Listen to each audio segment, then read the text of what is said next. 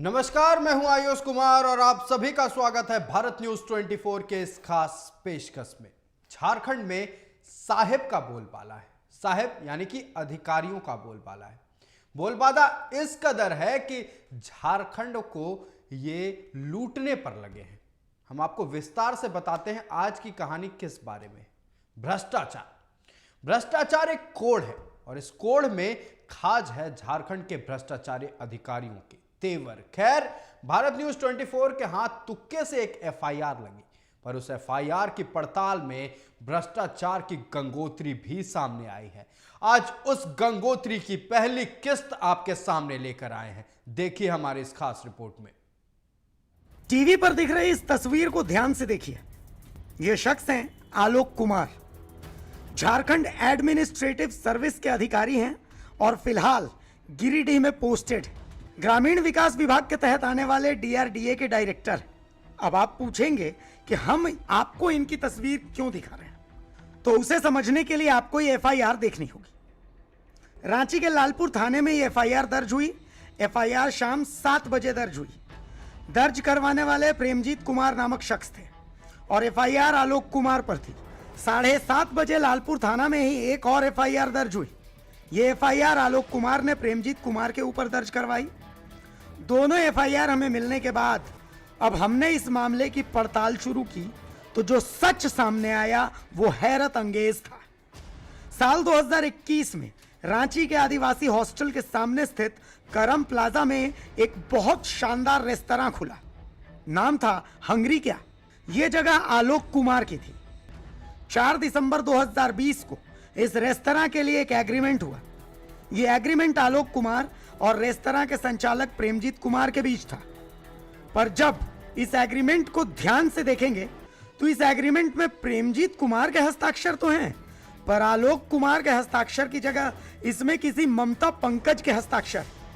हमने पता किया तो पता चला कि ममता पंकज आलोक कुमार की पत्नी है।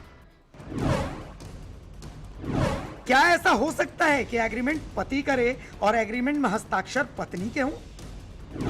उस एग्रीमेंट में हस्ताक्षर ममता पंकज के थे, पर कोई डॉक्यूमेंट अटैच्ड नहीं था। क्या बिना किसी पहचान पत्र डॉक्यूमेंट के दो लोगों के बीच एग्रीमेंट संभव है? बात इतनी ही होती तो कोई बात ही नहीं थी। हमारे हाथ एक और एग्रीमेंट लगा।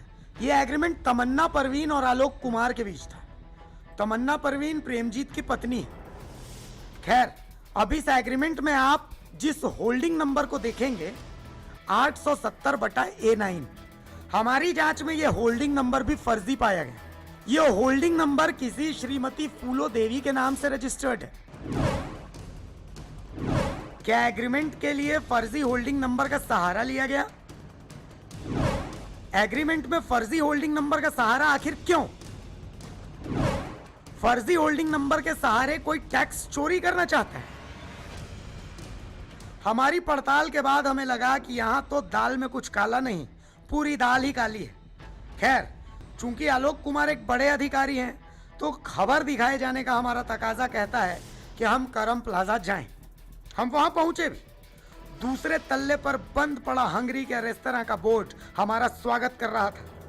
करम प्लाजा के ग्राउंड फ्लोर में लगा बोर्ड बता रहा था कि दूसरा, चौथा, 5वां और 7वां तल्ला आलोक कुमार का है।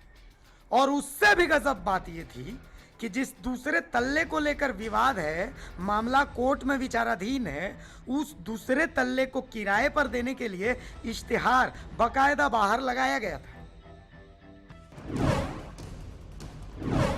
तो क्या कोर्ट को भी तवज्जो नहीं देते आलोक कुमार? करम प्लाजा में 4 तल्लों के मालिक आलोक कुमार ने इन 4 तल्लों को खरीदा कैसे? क्या सरकारी अधिकारी की इतनी तनख्वाह होती है कि वो रांची के पॉश इलाके में 4-4 तल्ला खरीद ले? इसके बाद हम आलोक कुमार के मुराबादी कुसुम विहार स्थित घर पहुंचे। हमें बताया गया था कि आलोक जी रविवार को ही गिरिडीह से यहाँ आते हैं। हमें उनकी सरकारी गाड़ी उनके घर के बाहर दिखी, जबकि घर के अंदर 2 चमचमाती कार और 2 मोटरसाइकिल खड़ी नजर आई। हमने आवाज लगाई, हमने दरवाजा खटखटाया, पर आलोक जी को नहीं निकलना था। आलोक जी नहीं निकले।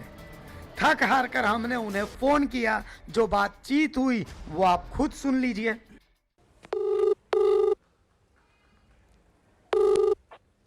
हेलो। हेलो। आलोक जी, हाँ, कौन? अभिषेक भारती बोल रहे थे भारत न्यूज़ 24 से। हाँ, बोलिए। आपके घर के बाहर खड़े थे सर, किस लिए आए हैं? आपसे मिलना था एक खबर के आप सिलसिले में। आप अपने ब्यूरो चीफ के साथ में आइए। सर हम ही ब्यूरो चीफ हैं। अच्छा, ठीक है। क्या खबर है? मेरे से क्या चाहिए आपको? आपके खिलाफ वारंट जारी हुआ है कोर्ट से, ठीक है, तो उसी वो कोर्ट सिलसिले का मैटर है, आपको इसमें कुछ करने की जरूरत नहीं है। तो इसी मैं सिलसिले में कोर्ट सर से समझ लूंगा, ठीक आपके है? ऊपर फ्रॉड का आरोप लगा है सर। आप ही देखेंगे क्या? या जुडिशरी है? इसीलिए तो सर, इसी में तो सर इससे रिलेटेड खबर चलाना आप अपने घर जाइए और अपना काम कीजिए। अरे। बाकी जाना है आपको डिटेल्स जुडिशरी का ले लीजिए। आप ही हमको माने क्या कैरेक्टर दे रहे हैं कि हम फ्रॉड तो- पे आरोप लगा है? हम तो यही कहने का आरोप लगा है सर, तो इसी में तो आपका पक्ष ठीक है, लेना जाइए। आपको जो करना कीजिए, नो कमेंट्स, जाइए। अच्छा ठीक है, मतलब मैंने आइंदा आपका मेरे घर पक्ष नहीं लेने की आएगा। कोशिश कर ली है, वही है और क्या। ठीक है आइंदा सर, मेरे घर नहीं आएगा, बता दे रहे हैं। अरे तो आपके विरुद्ध हम फ्रॉड का केस करेंगे फिर। एकदम करिए सर, ये आप हमको खबर करने से थोड़ी रोक सकते हैं। ये ये फालतू खबर आप लोग मैंने कहाँ से है? आप मास कम्युनिकेशन की है, जर्नलिज्म की है? सर, इसीलिए हमको तो आपका ताजुब पक्ष लग ले रहा हैं है। सर। इसीलिए तो हम आपका पक्ष लेने आपके घर के बाहर ही खड़े आप थे। ठीक है, जाइए जुडिशरी से बात कर लीजिएगा। अच्छा ठीक है। ठीक। ठीक। आलोक कुमार ने अपने पद का रौब दिखाया, हमें हड़काया, हमें कोर्ट में ले जाने की धमकी दी, पर हमें लगा कि डर कर समझौता कर लेना पाप होगा और हम पाप के भागी नहीं बनना चाहते। आज पहला एपिसोड आपके सामने ला रहे हैं, पर इसकी आगे भी कड़ियां आएंगी। इस मामले की जांच होनी ही चाहिए, इस मामले की जांच जरूरी है। क्या पता अगर ढंग से जांच हो तो एक और वीरेंद्र राम हमारे सामने आ जाए। हम मीडिया है, मीडिया का कर्तव्य है, कोई खबर मिलती है तो उसके हर पक्ष को जानना। हमें खबर मिली कि गिरिडीह के डायरेक्टर हैं आलोक कुमार साहब। आलोक कुमार साहब के पास ऊपर एक फ्रॉड का केस हुआ है जो कि लालपुर थाने में दर्ज है। इससे रिलेटेड एक वारंट भी जारी हुआ है जो कि कोर्ट से जारी हुआ है। हम उनका पक्ष लेने के लिए आए। सर घर में हैं, उनकी गाड़ी भी लगी हुई है, हमने उनको कॉल भी किया, लेकिन उन्होंने बड़ी बदतमीजी से बात करते हुए कहा कि आप अपने ब्यूरो चीफ को भेजिए। मैंने उनको बताया कि भाई मैं ही ब्यूरो चीफ हूँ। तब भी उन्होंने कहा कि भाई मैं जुडिशरी से बात करूँगा, आपको बात करने का कोई अधिकार नहीं। कुल मिला करके हमने उनका पक्ष लेने की हर संभव कोशिश की, वो अपना पक्ष नहीं देना चाहते हैं। सहयोगी अरविंद साहू के साथ में अभिषेक भारती, भारत न्यूज़ 24, रांची। रिपोर्ट देखकर तो आप समझ ही चुके होंगे कि आखिरकार खेल क्या चल रहा है। एक सरकारी अधिकारी एक रेस्टोरेंट खोलते हैं, रेस्टोरेंट का एग्रीमेंट साइन होता है, लेकिन अचरज की बात यह है, हैरत अंगेज मामला इसमें यह है कि जो रेस्टोरेंट के संचालक हैं और जो एग्रीमेंट साइन इनकी ओर से होनी चाहिए थी, इनकी पत्नी करती है। चलिए ये एक पक्ष है। दूसरा पक्ष ये भी है कि एक तरफ सरकारी नौकरी, कितनी सरकारी तनख्वाह होती है ये किसी से छुपा हुआ नहीं है। एक सरकारी अधिकारी रांची के पॉश इलाके में एक बिल्डिंग में 7 फ्लैट नहीं 7 फ्लोर खरीद कर रख चुके हैं। आप समझ सकते हैं कि इनकी कमाई कितनी रही होगी। इतना ही नहीं, मोरहाबादी में इनका आवास भी है। मोरहाबादी आवास में भी जब हमारे सहयोगी, हमारे संवाददाता अभिषेक पहुंचे, उन्होंने मिलने से इनकार किया और तरह तरह की धमकियां दी हैं। चलिए ये बात अलग है।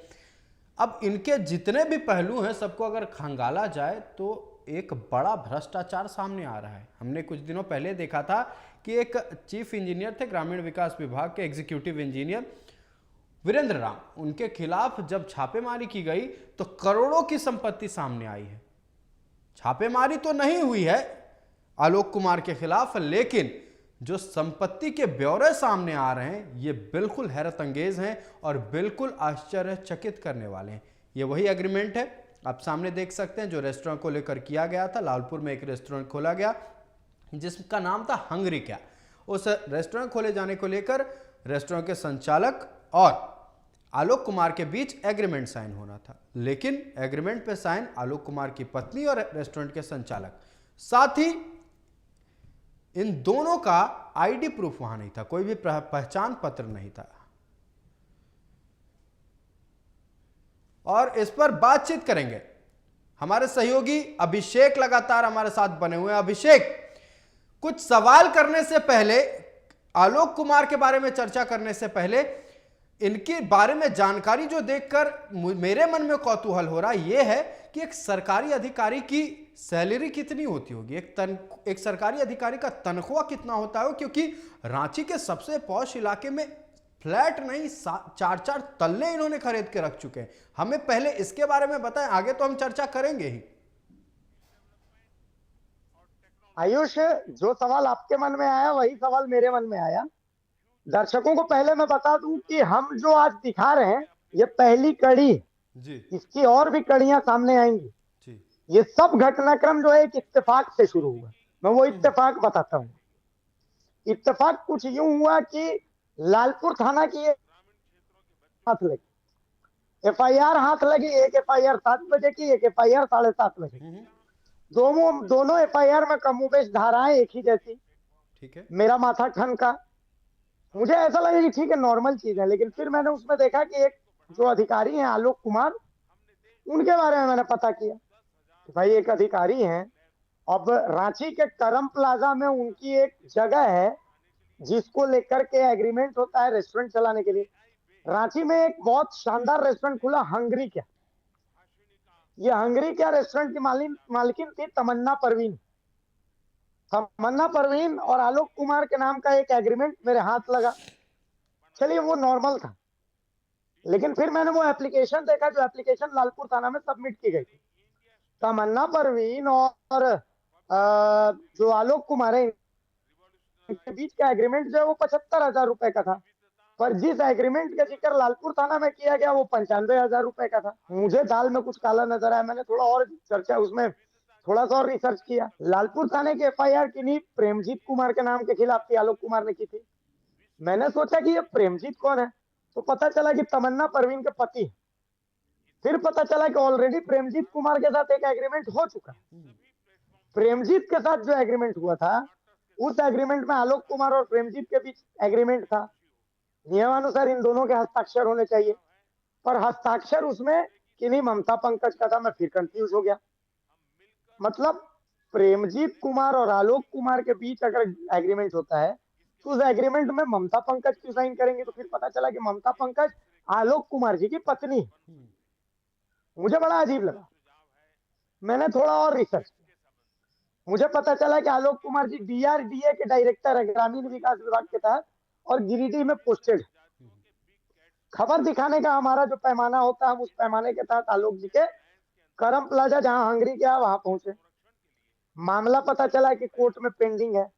लेकिन जैसा कि आपने तस्वीर में देखा, बड़ा सा एक पोस्टर लगा दिया गया है कि 1200 से 1400 स्क्वायर फीट की एक जगह है दूसरे तल्ले पे जिसमें हंगरी का रेस्टोरेंट चल रहा है। उस जगह को किराए पर देने की तैयारी है। आप भी जानते हैं, मैं भी जानता हूं, जिस मामले में कोर्ट में प्रोसीडिंग चल रही है उस मामले में हस्तक्षेप नहीं करते। जी बिल्कुल नहीं। तो क्या प्रेमजीत कुमार इतने पावरफुल, क्या आलोक कुमार इतने पावरफुल है कि वो कोर्ट में जो मामला ऑलरेडी जिसमें प्रोसीडिंग चल रही है उस मामले के साथ वो छेड़छाड़ कर सकते हैं। चलिए उसके आगे, उसी एग्रीमेंट में उन्होंने एक होल्डिंग नंबर का जिक्र किया। होल्डिंग नंबर का जरूरत कहाँ होती है? होल्डिंग नंबर की जरूरत होती है जब आप कोई टैक्स देते हैं, घर मकान से जुड़े मामले में जब आप टैक्स भरते हैं तो उसमें आपको होल्डिंग नंबर की जरूरत पड़ती है। लेकिन उसमें एक फर्जी होल्डिंग नंबर है। वो होल्डिंग नंबर जब मैंने जांच की, ऑनलाइन आप चेक कर सकते हैं, उसमें मैंने दिखाया भी है, तो वो होल्डिंग नंबर किसी महिला के नाम से है। तो इसका मतलब आलोक कुमार टैक्स चोरी कर रहे थे। आज का दिन बहुत महत्वपूर्ण है। आयुष, महत्वपूर्ण क्यों है मैं बताता हूँ। आज के दिन रांची ही नहीं पूरे झारखंड में 36 जगहों पर ईडी ने छापा मारा है। जी।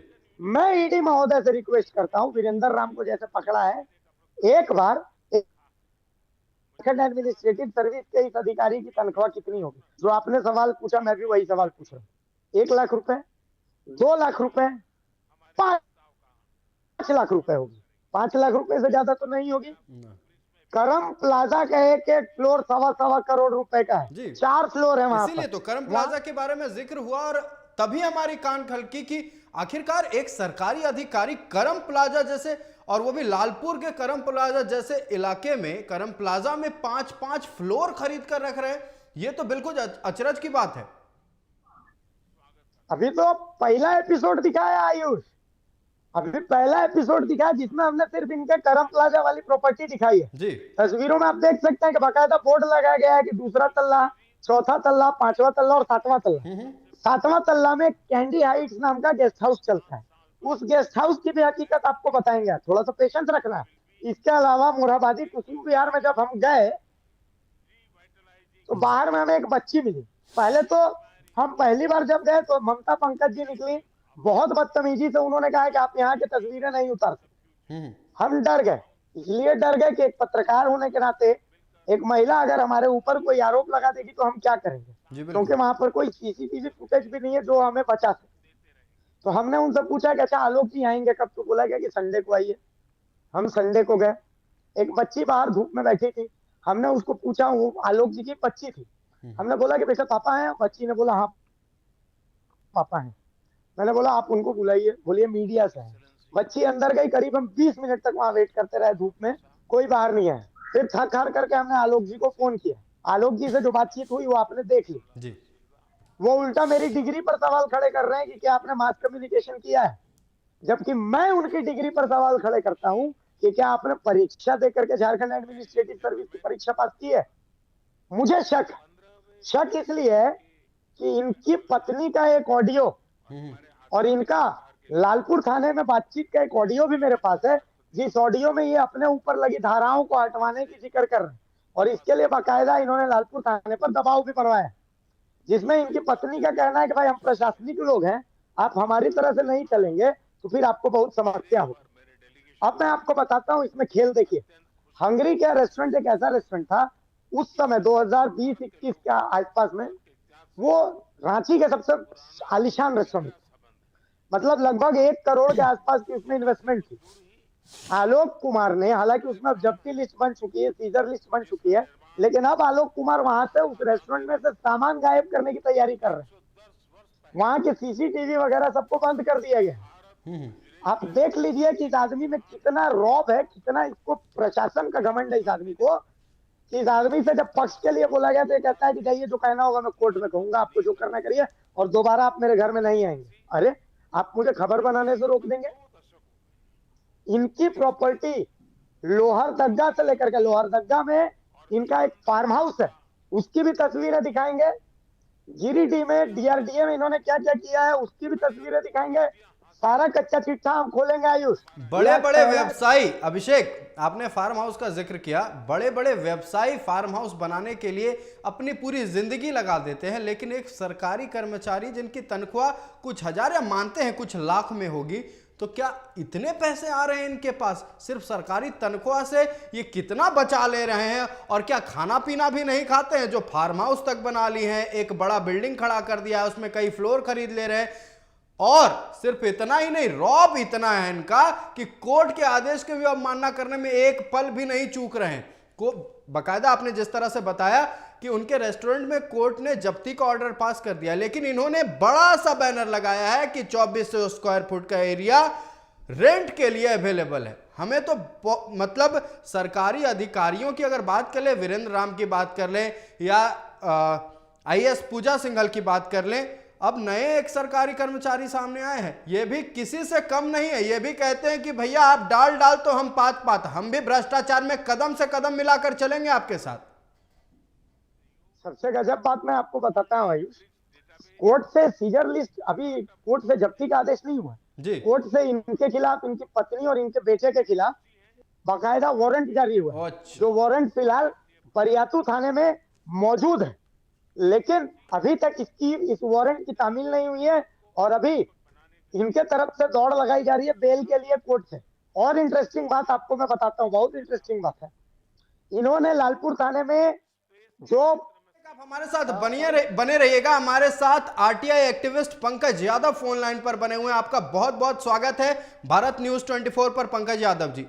हमारे मन में एक सवाल कौंध रहा है, सवाल इसलिए कौंध रहा है क्योंकि एक डीआरडीए के डायरेक्टर हैं गिरिडीह के, आलोक कुमार उनका नाम है, अकूत संपत्ति है उनके पास। हम सिर्फ बेसलेस बातें नहीं कर रहे हैं, बिना सबूत के आधार पर नहीं कह रहे हैं। हमारे संवाददाता अभिषेक जब पड़ताल करने पहुंचे थे तो जो करम प्लाजा है रांची का, शायद आप उसके बारे में जानते होंगे, कई फ्लोर उनके नाम पर रजिस्टर्ड और बकायदा बोर्ड लगा हुआ। हमें तो सवाल इसलिए हम ये उठा रहे हैं, हमें अचरज इसलिए हो रहा है कि आखिरकार एक सरकारी कर्मचारी के पास इतने पैसे कहां से आए। पंकज जी, आलोक कुमार जी का संबंध में हमें जानकारी पहले भी मिली थी।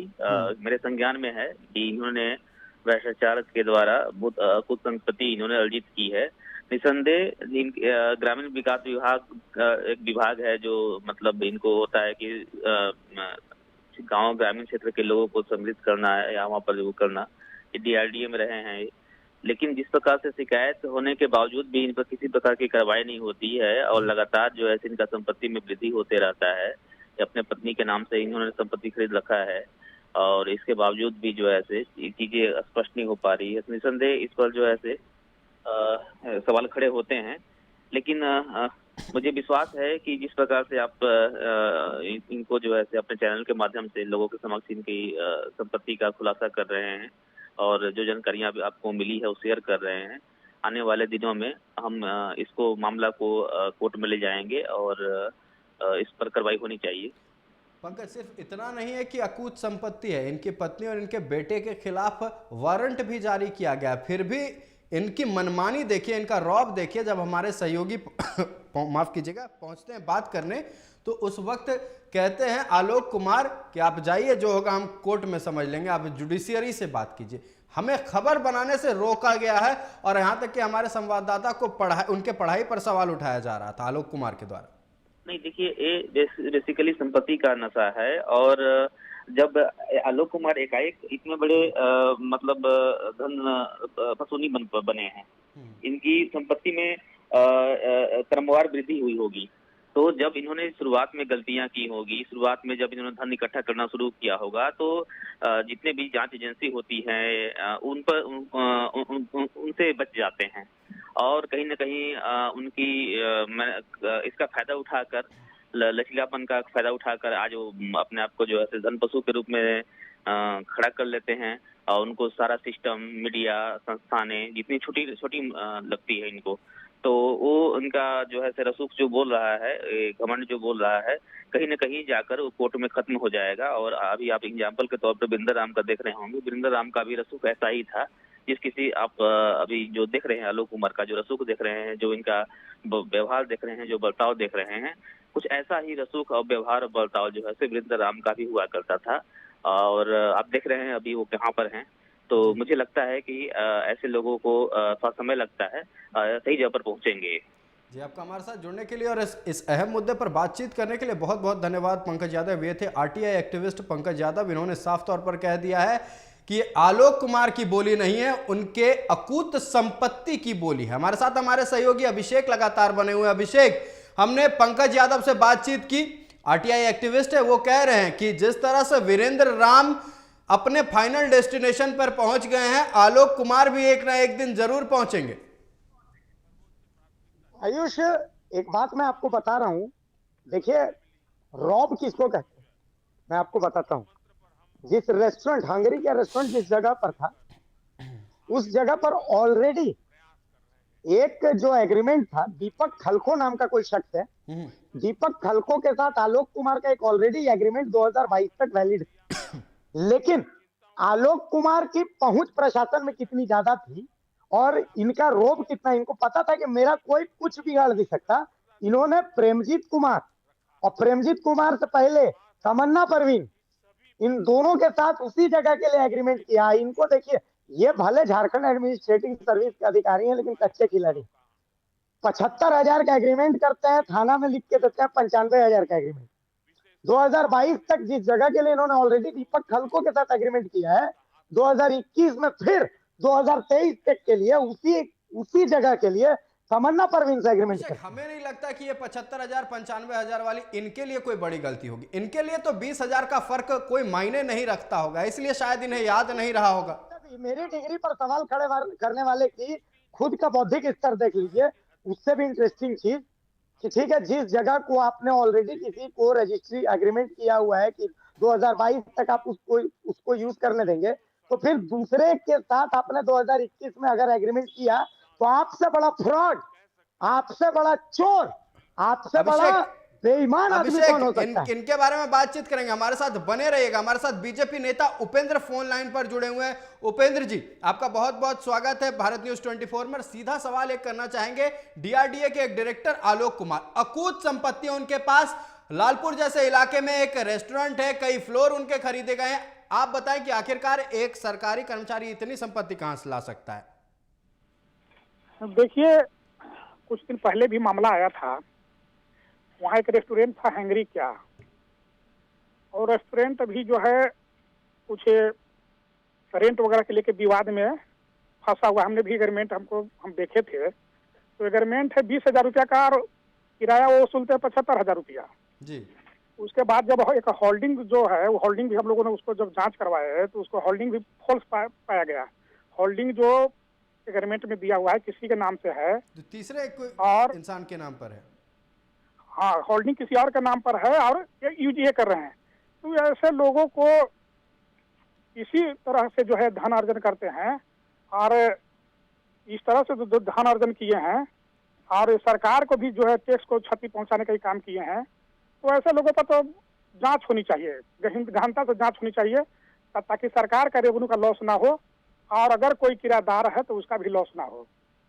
जी, आपका हमारे साथ जुड़ने के लिए और आलोक कुमार के बारे में बातचीत करने के लिए बहुत बहुत धन्यवाद उपेंद्र जी। ये थे उपेंद्र जी, जो बीजेपी नेता हैं। इन्होंने साफ तौर पर कहा है कि इन्हें भी जानकारी है आलोक कुमार के बारे में, सबको जानकारी। हमारे साथ हमारे सहयोगी अभिषेक लगातार बने हुए हैं। अभिषेक, उपेंद्र जी से बात की, ये कह रहे हैं हमें भी जानकारी है आलोक कुमार की सच्चाई। उन्हें लग रहा है कि किसी को पता नहीं है, लेकिन सब जानते हैं इनके बारे में। धीरे धीरे इनकी भी स्थिति पूजा सिंघल, वीरेंद्र राम और छवि रंजन जैसी होने वाली है। क्या लग रहा है अभिषेक?